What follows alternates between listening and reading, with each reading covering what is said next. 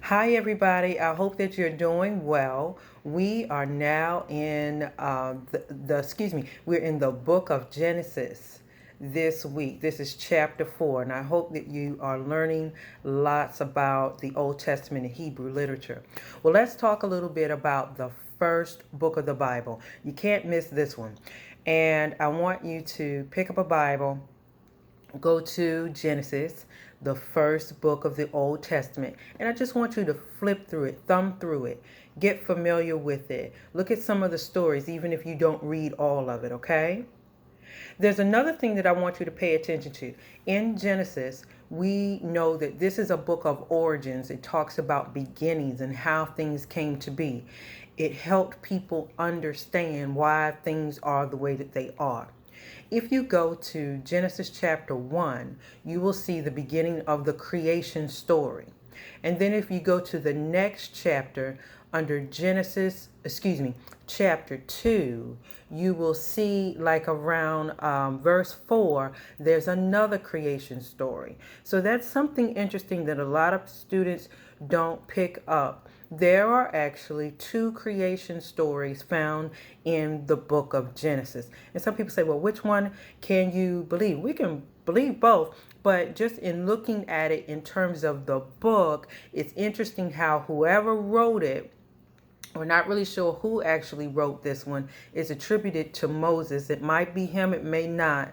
However, whoever put this together, or which people put it together, decided that it was important to have both of those creation stories. So pay attention to that. There are two creation stories there. So remember, we said that Genesis, the book of Genesis, is very important. It's an origin type of book, but it lays the foundation for the Hebrew faith as well as Christianity. So in the Pentateuch, remember that's the first five books of the Torah. You have, this is Hebrew faith, can't talk, Jewish culture. And then in the New Testament, this is where we start to build the foundation of Christianity. Okay, so you don't have Christianity represented just yet in the Old Testament. Now, what I want you to see in your PowerPoint is that Genesis is really interesting, where it was found, some theologians and researchers found that there was a story in the ancient Near East. I believe it's Mesopotamia, and there was a story, an ancient old story around 2000 BC that talked about a great flood that resembles the story of Noah.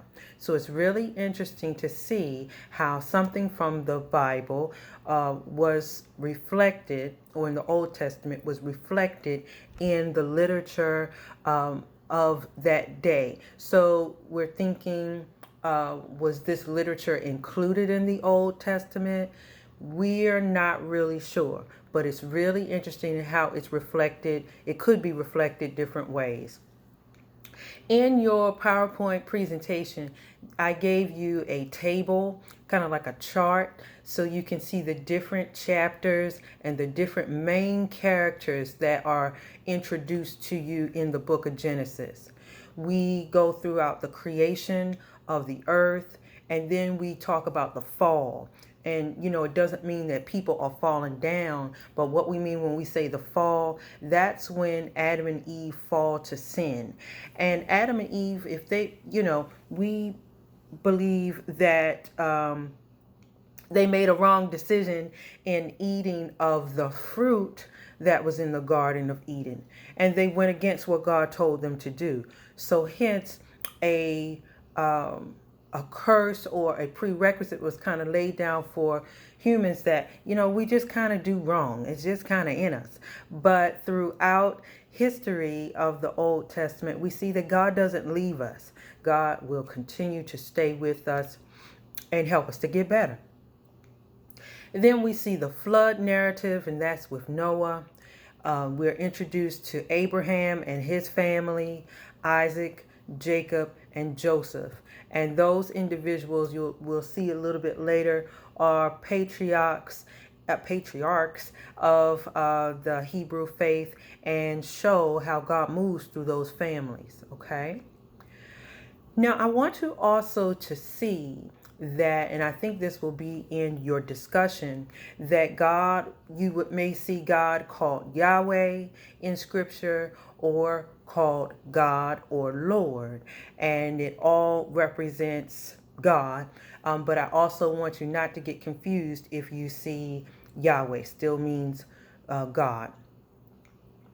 Also, remember in the book of Genesis, I want you to pay attention to the trivia question that I have for you at the end of your weekly PowerPoint. It talks about a location, Cush, and you're going to do a little research, and if you're able to figure out where modern day Cush is, I want you to email me.